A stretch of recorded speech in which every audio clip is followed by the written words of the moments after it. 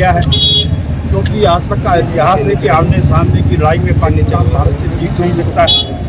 इस प्रकार से आतंकवादियों को भेजकर कुछ कुछ घटनाएँ वो अक्सर पाकिस्तानी करते रहते हैं। हमारे 22 गढ़वाल के 5 जवान जो हमारे उत्तराखंड के हैं, उन्होंने इसमें अपनी आहुति दी है। इनका बलिदान खाली नहीं जाएगा। हमारी सेनाओं ने लगातार उनको वहाँ पर घेर रखा है, सर्च ऑपरेशन चल रहा है और इनके बलिदान का बदला हमारी सेनाएं जरूर लेंगी। इस दुख की घड़ी में मैं उनकी माँ से मिला, विनोद की, मैं उसकी पत्नी से मिला, मैं उसकी दादी से मिला। 2-2.5 माह की उसकी छोटी बच्ची की वजह से गोदी में पकड़ा। मैं कल्पना कर सकता हूँ, महसूस कर सकता हूँ कि उस परिवार पर क्या बीत रही होगी। इस दुख की घड़ी में पूरी प्रदेश की सरकार, पूरी देश उनके साथ खड़ा है और जो हर संभव मदद होगी इस परिवार को की जाएगी। देखिए, हम किसी शहीद को वापस नहीं ला सकते, लेकिन शहीद का सम्मान करना, उसकी वीरता का व्याख्यान करना हर देशवासी का कर्तव्य है और शहीद विनोद का बलिदान खाली नहीं जाएगा। ये मैं आपको उत्तराखंड वीरों की भूमि है और आप अभी देखना कि देश का जो प्रशासक बैठा है, माननीय प्रधानमंत्री नरेंद्र मोदी जी, वो इसका बदला अवश्य लेंगे। उन्होंने हमारे 5 जवान शहीद किए हैं, उसके बदले उनके 50 आतंकवादी मारे जाएंगे। ये हमारे देश के प्रधानमंत्री की कथनी और करनी में कोई फ़र्क नहीं है। और दूसरे, हमारा उत्तराखंड एक देवभूमि है और इस यहाँ से हर परिवार से एक फौजी है और हमारी मातृभूमि की रक्षा के लिए तत्पर रहते हैं।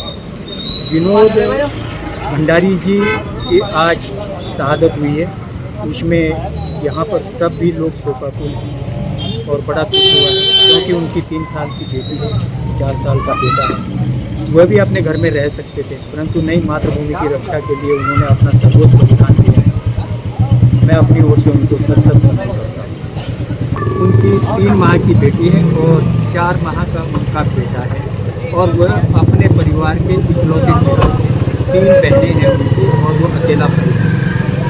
अब देखिए, उस परिवार को भी सब चीज़ सहना पड़ेगा। हमारी सरकार उनके ऊपर अपना पूरा ध्यान देगी, ऐसी मेरे को आशा है।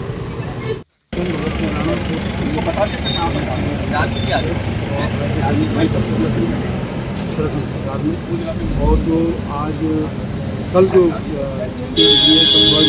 हमारे 22 गढ़वाल के कार्यकर्ता थे और 5 आदमी जो है उसमें शहीद हुए हैं, ये हमारे उत्तराखंड का एक दुर्भाग्य है कि इस तरह से 5 हमारे जो मुख्यमंत्री महोदय के सामने 5 आदमी की जो है स्वागत उन्होंने अपने उससे श्रद्धांजलि अर्पित की है।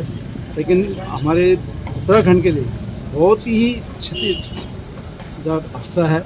इस हादसा का जो हम कभी भूल नहीं सकते, इसलिए नहीं कि ऐसी हादसा जो पहली बार ऐसी हादसा हमारे जीवन में हुई है। और उनके साथ जो 5 और घायल हैं, उनके भी मतलब अभी तक कोई खास पूरी मतलब जानकारी और वो नहीं है। लेकिन क्या है कि इस तरह से इन लोगों ने अपनी वीरता दिखाते हुए एक जो आतंकवादी का जो जिस तरह से उन्होंने अपना जो है कार्य जो है किया, इनको छूट बूट का टाइम नहीं मिला।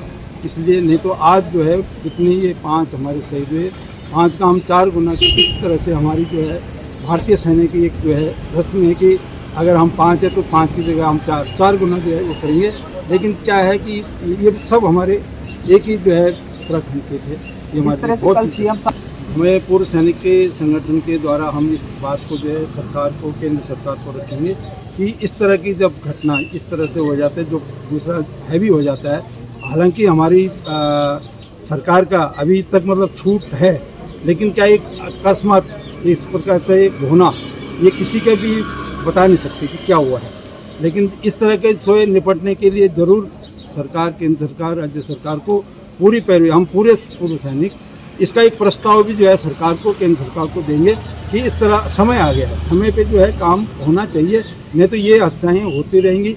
और हम अभी उत्तराखंड सरकार से, केंद्र सरकार से ये भी गुंजाइश करते हैं कि जो इन इस तरह से जो शहीद होता है उसके बारे में जो है, उसके परिवार के बारे में सरकार को बहुत गंभीरता से सोचना चाहिए। खाली जो है बोलने से नहीं होता है, गंभीरता से सोचना चाहिए और उस परिवार का जो है एक पूरा वो होना चाहिए कि भाई उनकी देखभाल कौन करेगा। आज की स्थिति में जो जहाँ पर हम खड़े हैं, विनोद भंडारी, उनका एक लड़का जो है 4 साल का है और एक लड़की 3 महीने की है। इस तरह से आपने देखा, हमने भी देखा है, लेकिन हम सरकार से ये पैरवी करेंगे कि इस तरह के हादसा जब भी जिस भी परिवार में हो उसको भरपूर जो है आर्थिक सहायता दी जाए, उसकी देखभाल की जाए, चाहे वो किसी भी जरिए है। हम उम्मीद करते हैं केंद्र सरकार से और भारत सरकार से या अपना राज्य सरकार से। हम पूर्व सैनिक संगठन का एक जो है, मैं अध्यक्ष होने के नाते मैं ये बात को रख रहा हूँ और हम इसमें प्रस्ताव देंगे।